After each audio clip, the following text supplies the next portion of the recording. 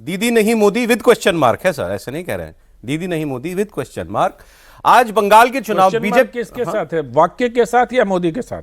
Question mark, हाँ नहीं वाक्य के साथ है। हाँ तब ठीक है, इसका उत्तर देना है आपको। हाँ नहीं तब ठीक है, पूरा वाक्य के हाँ, साथ है। तो आज है क्या कि बीजेपी ने अपना बंगाल का चुनावी प्लान एक तरीके से अनवेल कर दिया है, क्योंकि अमित शाह जी ने आज एक बहुत लंबी प्रेस कॉन्फ्रेंस की, उसके बाद बहुत सारे सवाल भी लिए। मतलब मैंने पूरा सुना, वो 40-42 मिनट की प्रेस कॉन्फ्रेंस है, उसमें 15 से 20 मिनट तो सवाल ही सवाल हैं।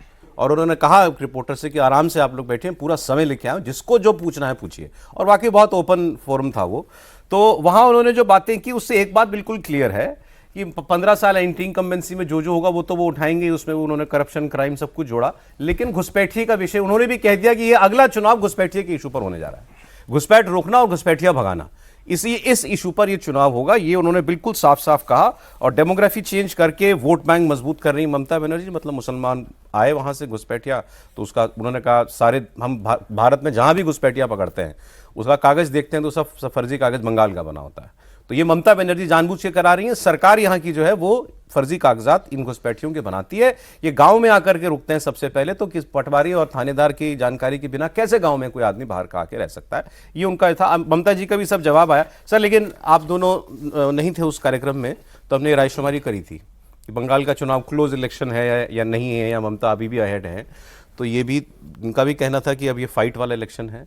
प्रदीप जी भी थे उस प्रोग्राम में और मनोज सिंह जी मेट्राइज वाले वो भी थे, तो वो तो क्योंकि सर्वे कर रहे हैं, तो उनका कहना था कि नहीं बीजेपी अब लड़ाई में आ चुकी है, पूरी तरीके से आ चुकी है। तो आज अमित शाह जी ने दावा किया 2/3 बहुमत से भाजपा जीतेगी। तो पहले आपका अभी का असेसमेंट क्या है बंगाल का, सर आप बता दीजिए। नहीं, लड़ाई बहुत मुश्किल लड़ाई है भारतीय जनता पार्टी के लिए, इसमें कोई संदेह नहीं है।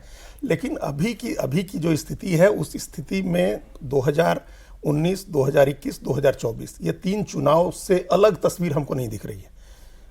2019 सबसे क्लोज था, जब दोनों के वोट में 2-2.5% का अंतर था, 41% वर्सेस 43%, 41 वर्सेस 43, दोनों में कुछ पॉइंट का भी फर्क है, मतलब 1.5-2% का अंतर था। 19 सबसे क्लोज था। फिर उसके बाद 21 अंतर बहुत बढ़ गया एकदम से, बीजेपी अपना 39-40 पर रही, लेकिन वो 10% आगे निकल गई असेंबली के इलेक्शन, 10% का अंतर। और फिर 24 में आकर के भी एक गैप ज्यादा रहा उस मुकाबले, 7% हाँ, था शायद, 6-7% का गैप रहा। तो ये इन 3 चुनावों की तस्वीर को देखते हुए अभी का चुनाव 26 का विधानसभा चुनाव हमको उसे कोई बहुत अलग नहीं दिख रहा है। 5-7% का अंतर अभी भी है दोनों में, 1.5% से लेकर के 6-7% तक का अंतर उसमें हो सकता है। टीएमसी अहेड है अभी की जो स्थिति है चुनाव में। उसका कारण यह है कि अभी कारणों पर और विस्तार से हम लोग बात कर लेंगे, लेकिन पहली नज़र में कारण यही है कि भारतीय जनता पार्टी कुछ ऐड नहीं कर रही है अपने वोट में। जिस तरह से हम लोग बिहार में बात करते थे कि भाई क्लोज फाइट हमेशा होता है, लेकिन आरजेडी जो महागठबंधन ऐड नहीं कर पा रहा है, उस तरह से कोई नया वोट ऐड नहीं कर पा रहे हैं आप। एक तो पहली बात बिहार में, मतलब पश्चिम बंगाल में, और दूसरी बात है जो आपका सबसे कोर वोट जिसको आप मतुआ कहते हैं, उसको शांतनु ठाकुर कह रहे हैं कि 50 लाख घुसपैठियों का वोट कटा है, तो 1 लाख मतुआ का वोट। सवाल गृह मंत्री से सीधा हुआ तो उन्होंने कहा एक भी मतुआ को चिंता करने की जरूरत नहीं है, हर शरणार्थी भारत का नागरिक है। बिल्कुल, नागरिकता का तो कोई सवाल नहीं है ना। लेकिन इस तरह से आप जिस वोट को, जो आपका अपना कोर वोट है, जिसको आप मानते हैं कि हम नहीं मानते हैं कि वो सब बीजेपी को ही जाता है, क्योंकि वो बड़ा लंबा दायरा है, 4-5 जिलों में वो वोट फैला हुआ है। और पहले तो वहां से ममता बाला ठाकुर वहीं से जीतती थी, बनगांव से टीएमसी से ही जीतती थी, बाद में शांतनु ठाकुर जीते।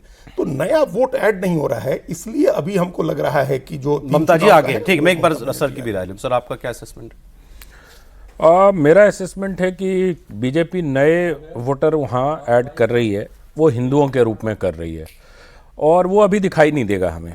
हम अभी जिन आंकड़ों का विश्लेषण करेंगे उसमें हमें लगेगा कि 6-7-8% का वोट है, लेकिन जो घटनाएं वहाँ हो रही है उसको अगर आप ध्यान से देखिए तो जो गीता पाठ हुआ वहाँ, पहली बार परेड ग्राउंड में 1 से 1.5 लाख लोग है इकट्ठा हुए, जो रियलिस्टिक फिगर है। दावा तो उसका 5 लाख का किया गया, मैं उस दावे पे नहीं जाता हूँ, लेकिन 1.5 लाख लोग कलकत्ता में गीता पाठ के लिए जुटे, ये अभूतपूर्व घटना थी।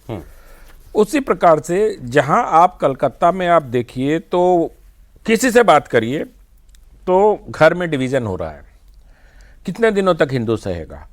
कितने दिनों तक हिंदुओं की मुसलमानों को प्रायोरिटी मिलती रहेगी और हिंदू सेकंड ग्रेड सिटीजन बनते आम जाएंगे? चर्चा ये होगी। जो भावना घर करते जा रही है।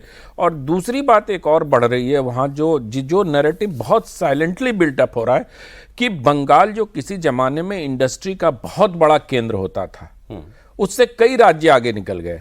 बंगाल पहले तो वामपंथियों के हड़ताल आदि में वो रह गया, फिर ममता के एजिटेशनलिस्ट पॉलिटिक्स और केंद्र के साथ निरंतर झगड़ा करने की वजह से वहाँ पर कुछ नहीं हुआ। इंडस्ट्री चली गई, रोजगार चले गए। तो बंगालियों के यूथ में एक बात ये घर कर गई है कि हमारा क्या होगा, हम कितने दिनों तक यही चौलबे ना कौरबे ना कौड़बे लौरबे जीतबे इसी में फंसे रहेंगे। अब जो एस्पिरेशनल यूथ है बंगाल का, वो चाहता है कि कोई बदलाव हो और यही वोट बीजेपी को बदलाव के नाम पर ऐड करेगा।